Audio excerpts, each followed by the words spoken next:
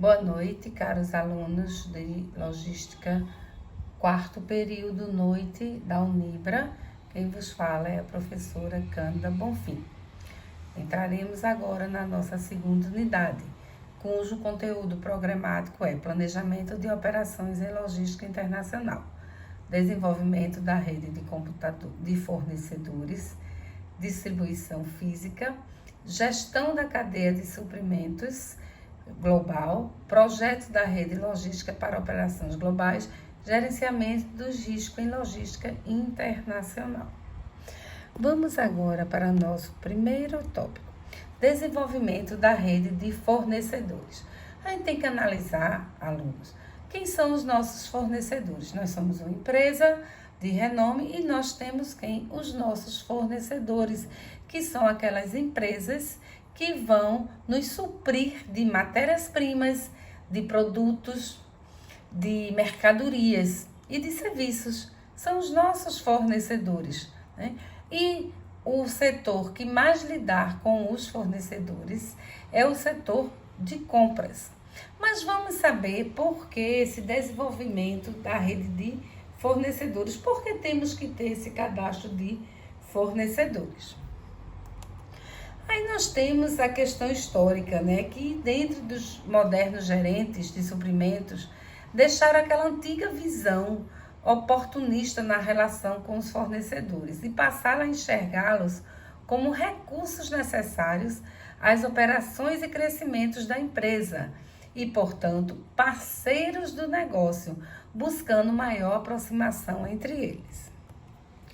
Estudos sobre o assunto comprovam que esses relacionamentos mais estreitos com o comprador e o fornecedor trazem, entre outras vantagens, a redução da base de fornecedores, com benefícios para o gerenciamento dos mesmos, que possa ser efetuado sobre um número menor de integrantes daquela base. Por outro lado, a seleção de fornecedores passa a ser uma atividade mais complexa e desafiadora em função dos fatores que devem ser observados para garantir que os relacionamentos se estreitem serão sempre cultivados e mantidos numa perspectiva de longo prazo. Vários caminhos podem ser estabelecidos para a integração com os fornecedores. A indústria automobilística no Japão, como exemplo, introduziu a aproximação com seus fornecedores através de formações denominadas Keiretsu, termo que designa um modelo empresarial em que há uma coalizão de empresas unidas por certos interesses econômicos. O interesse, neste caso, era decorrente da aquisição de uma fatia da empresa fornecedora pela montadora. Uma alternativa bastante eficaz, comprovado por resultados práticos e estudos acadêmicos, foi a criação dos Programas de Desenvolvimento de Fornecedores, PDF, que também surgiram como uma iniciativa de integração na cadeia de suprimentos da indústria automobilística e que ficou conhecida como um esforço organizacional para se criar e manter uma base de fornecedores competentes que contribuísse para a maior produtividade da montadora, aumento da satisfação dos seus clientes e melhoria no faturamento. Fatores de inteligência no mercado fornecedor. A gente tem ao centro estrutura de mercado do fornecedor. Exemplos de fatores a serem observados na pesquisa do mercado fornecedor. Então, indo pela direita, temos crescimento do mercado fornecedor, utilização da capacidade instalada, estrutura competitiva, barreiras a novos entrantes no mercado, regulamentação, fatores ambientais, considerações éticas, importância do comprador no mercado fornecedor, desenvolvimento tecnológico existente ou futuro, disponibilidade de recursos financeiros. Então, esses são os fatores de inteligência para que se escolha com probidade o melhor fornecedor para o determinado tipo de produto, mercadoria ou serviço que a empresa necessita.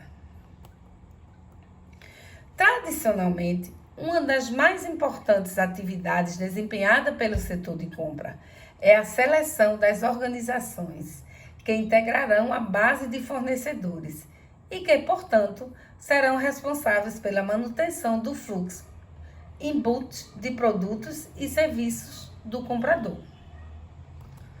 O processo de seleção mencionada é composto de diversas etapas que devem ser interdependentes e com diversos filtros para se chegar à eleição daqueles que serão considerados os mais indicados, de acordo com parâmetros estabelecidos.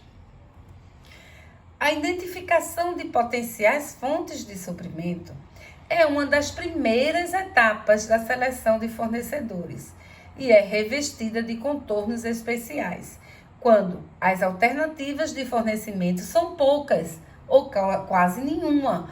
Pode acontecer que, dependendo do produto, você tenha apenas um fornecedor daquela matéria-prima para a sua indústria.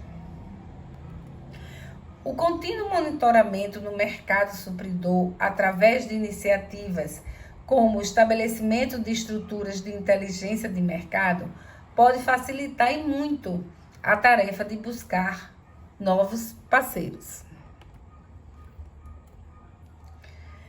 Aí temos a questão da logística, já que eu falei na logística input, vamos falar da diferença entre a logística input e output. A logística input vem do inglês, que significa entrada. Assim, considera logística input operações pré-produtivas e produtivas, que cuidam desde a matéria-prima até a chegada do produto na fábrica. Já a logística output, o termo out vem do inglês, que significa saída. Assim, considera logística output operações produtivas e pós-produtivas, que cuidam da produção e da saída dos materiais da fábrica para pontos de distribuição e clientes finais. Temos aí as funções input e output. A função input processa as informações de fluxo de materiais, recebe e descarrega matéria-prima, audita a qualidade de produção, administra o estoque de matéria-prima, embala e movimenta produtos, retorna as embalagens. No output faz as entregas dos materiais para o centro de distribuição, que são os CDs, ou para o cliente final. Planeja rotas de entrega, monitora as entregas, contrata operadores logísticos, realiza a gestão de toda a distribuição do produto, controla as ocorrências no transporte.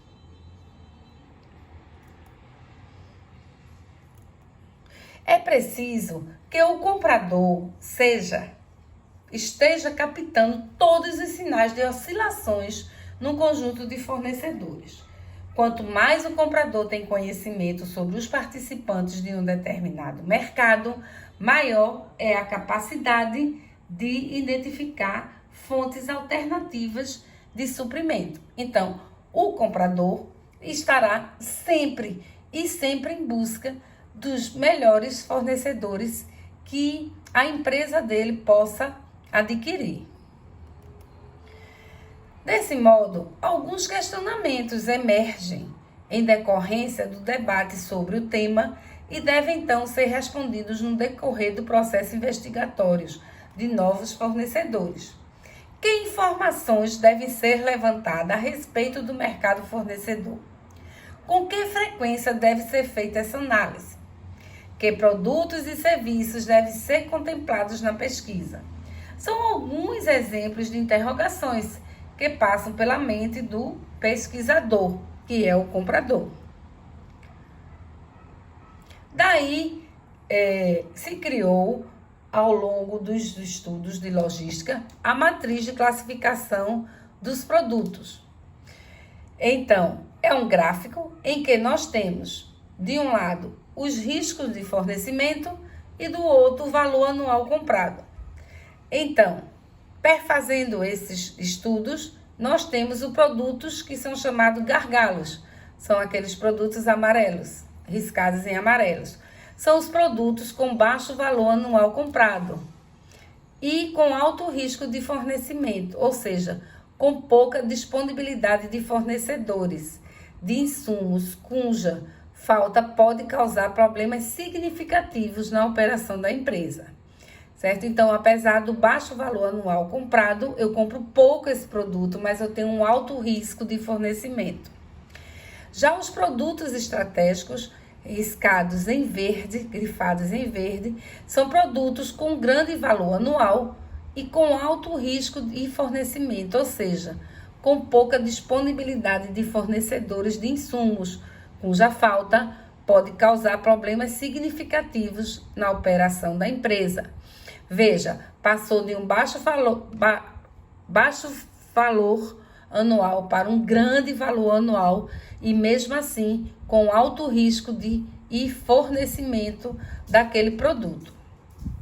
Produtos não críticos, produtos com baixo valor anual de compra e com baixo risco de fornecimento, ou seja, grande disponibilidade de fornecedores. Aí eu vou ter uma leva, vou ter inúmeros fornecedores para aquele produto, para aquele insumo que eu preciso. Produtos alavancáveis, produtos com grande valor anual de compra e baixo risco de fornecimento, ou seja, grande disponibilidade de fornecedores. Preste atenção a essa matriz, a esse gráfico, que aí a gente vai poder classificar, né, os nossos fornecedores a partir dessa matriz. Qual é o meu fornecedor que está a nível de gargalo, a nível estratégico, a nível não crítico e a nível alavancáveis. Desse modo, sugere-se que o esforço de inteligência sobre o mercado fornecedor, abordando os fatores da figura 1, comece com os itens estratégicos, depois com os gargalos e, finalmente, com os itens de alavancagem. Não se justifica o emprego deste levantamento de dados para os itens considerados como não críticos, devido à sua pouca representatividade e baixo risco de fornecimento. Para estes últimos, a pesquisa simplificada utilizando as fontes de informação tradicionais atende aos objetivos de seleção dos novos fornecedores. Passamos agora para a questão da distribuição física. O que é distribuição física? Aí vem o conceito, é o ramo da logística empresarial, que trata da movimentação, estocagem e processamento de pedido dos produtos finais da empresa, da firma. O profissional de logística deve preocupar-se em garantir a disponibilidade dos produtos requeridos pelos clientes à medida que eles desejam e se isto pode ser feito a um custo razoável. A distribuição física consiste em 3 fases globais. Quais são elas? A de recebimento, a de armazenamento e a de expedição. Vamos ver cada uma delas? A de recebimento inicia-se quando o veículo é aceito para descarregar um produto ou material que está destinado ao armazém ou ao centro de distribuição. O produto é cotado ou pesado e o resultado é comparado com um documento de transporte. Quanto à origem, a aquisição pode ser através da aquisição, importação, transferência entre fábricas e armazém ou centro de distribuição, transferências provenientes de terceiro e devolução de clientes. Bertaglia, 2003. Armazenamento.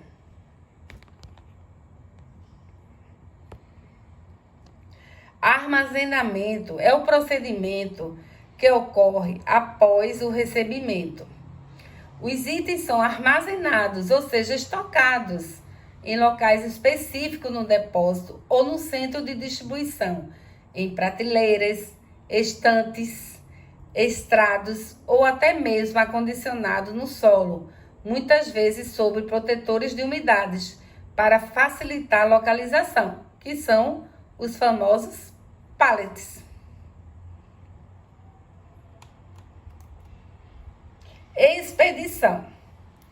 A expedição ou despacho consiste no processo de separar os itens armazenados em determinado local, movimentando-os para outro lugar com a finalidade de atender a demandas específicas, que podem ser o envio de produtos a um cliente ou terceiros, com o objetivo de agregar o valor ao item. Destacam-se a atividade de separação, emissão de documentos e carregamento da carga.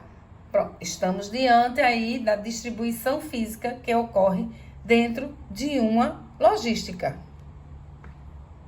Por fim, mostramos a movimentação desde os fornecedores, né, passando para o recebimento, conferência, depois a gestão de estoque, que é o armazenamento, e a gestão de distribuição e transporte até o cliente final. Vejam que temos vários tipos de fornecedores, né? A gestão de armazenamento, que seria o recebimento, a conferência, né? A gestão de estoque, que seria o armazenamento, o processamento do pedido até a expedição, e aí a distribuição, o transporte até o cliente final. Ficamos por aqui, amigos, e a próxima aula será no nosso horário normal e estarei disponível para tirar dúvida de vocês no Classroom. Boa noite e uma boa aula para vocês.